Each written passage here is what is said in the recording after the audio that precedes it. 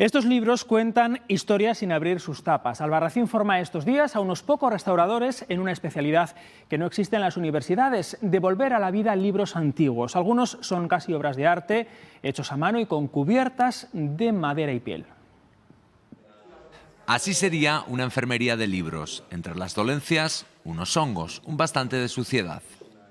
Como este, por ejemplo, que directamente se ve una suciedad superficial, pero lo que tuvo fue bastante humedad y tuvo hongos. Entonces, pues por aquí veis un montón de pérdidas. Aunque la afección puede ser simplemente vandalismo.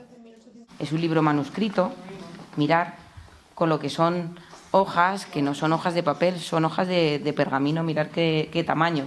Aquí veis la intervención que se ha hecho en restauración de documento. 10 privilegiados aprenden estos días en Albarracín a leer las historias que hay ya en la portada de libros que superan los 3 siglos.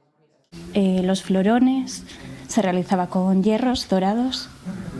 Hay que hilar, no siempre fino. Una vez cosido, encolado el lomo, los nervios rizclados y estamos pegando guardas nuevas. El siguiente capítulo de esta formación son los archivos, donde aspiran a trabajar muchos de ellos. A nosotros lo que nos interesa es saber cómo manejar todo este patrimonio, igual que nos ha llegado a nosotros, poder mantenerlo y que llegue y se legue a las siguientes generaciones, que al final es un poco lo que se basa nuestro trabajo.